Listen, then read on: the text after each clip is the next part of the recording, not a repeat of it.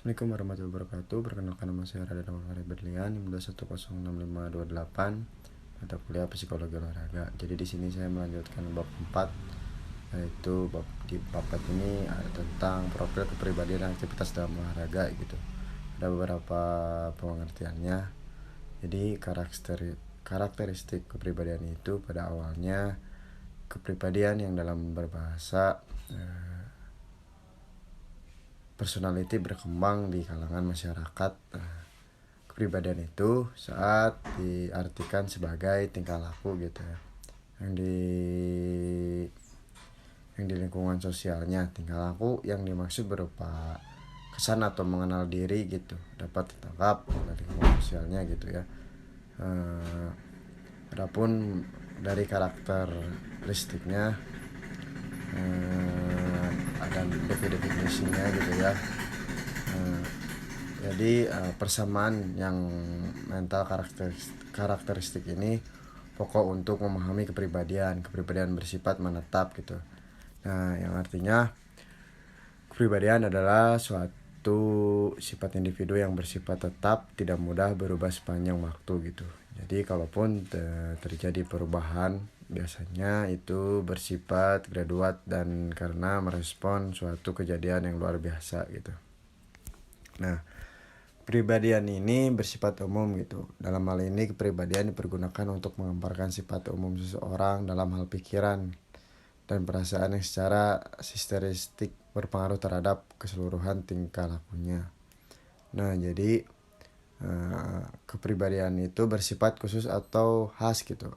Artinya kepribadian itu merujuk pada sifat individu yang unik dan membedakannya dengan orang lain gitu, atau menggambarkan bagaimana seorang berbeda dengan orang lain gitu. Nah, tidak ada satu individu gitu yang benar-benar identik gitu ya dengan individu yang lainnya, meskipun mereka dilahirkan kembar gitu. Nah, jadi kepribadian ini bersifat kesatuan. Kepribadian ini dalam hal ini menggambarkan diri individu sebagai sebuah unit tunggal gitu, struktur yang membentuk kesatuan paduan organisasi dinamik dalam diri individu gitu. Nah, jadi berdasarkan yang penjelasan gitu ya, itu dapat perilaku dan bagaimana mengatasinya. Nah, adapun teori psikoanalisis merupakan teori yang paling komprehensif gitu di antara teori-teori yang kepribadian lainnya. Di teori ini itu pada dasarnya terutama analisis diri dan observasi klinis gitu yang dilakukan secara luas terhadap para penderita penyakit gitu.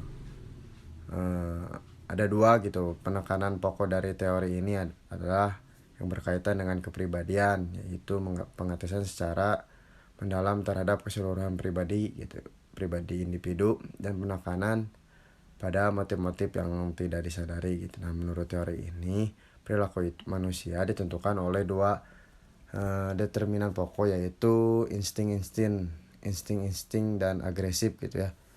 Nah, dijelaskan oleh para ahli gitu ya bahwa agresivitas itu di dalam olahraga merupakan salah satu contoh dari penerapan teori ini. Nah, oleh karena itu teori psikoanalisis dapat digunakan untuk menjelaskan tentang fenomena kekerasan di dalam olahraga gitu. Mempengaruhi selain itu karena banyak aspek melibatkan interaksi itu antara satu orang dengan orang lain, maka teori kepribadian itu harus memperhitungkan konteks sosialnya gitu sebagai sumber tingkah laku. Nah, berdasarkan kedua anggapan dasar itulah gitu yang mengartikan perilaku manusia itu sebagai sebuah fungsi dari belajar observasional gitu menurut para ahli ya. Nah, terus belajar itu melalui proses observasi lingkungan. Dalam hal ini perilaku individu menggambarkan tentang apa saja yang dipelajarinya dari lingkungan gitu.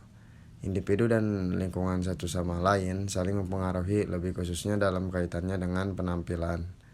Nah, para ahli menegaskan bahwa menurut teori belajar sosial itu penampilan seorang diartikan sebagai sebuah fungsi gitu dari pengalaman. Nah, individu dan lingkungan itu sesuai dengan pengertian ini gitu.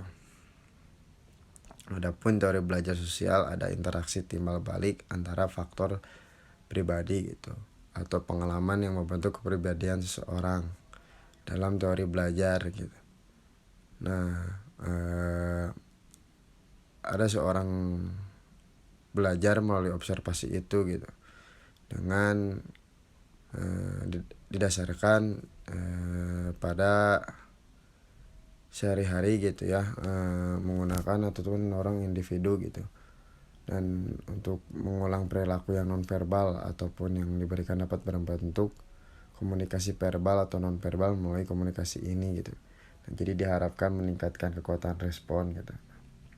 Ada juga menurut para ahli gitu, kepribadian itu adalah sebuah struktur yang komponen gitu, sistem diri ataupun regulasi diri, retensi atau disebut retention. Nah, sebelum melakukan peniruan, observer harus mengingat apa yang dilakukan model gitu. Oleh karena itu, gerakan yang ditampil model itu harus disimbolisasikan dalam ingatan gitu. Nah, peniruan tingkah model ini motor reproduction gitu, atau setelah kedua proses di atas dilakukannya, proses berikut adalah observer melakukan gerakan yang dilakukan oleh model gitu. Proses ini sebenarnya merupakan proses mengubah gambaran mental ataupun pikiran yang menjadi tingkah laku gitu. Adapun motivasi dan penguatan, motivation and reinforcement, proses belajar individu itu harus dimotivasi melalui penguatannya. Nah, sekian dari bab 4 ini. Terima kasih. Wassalamualaikum warahmatullahi wabarakatuh.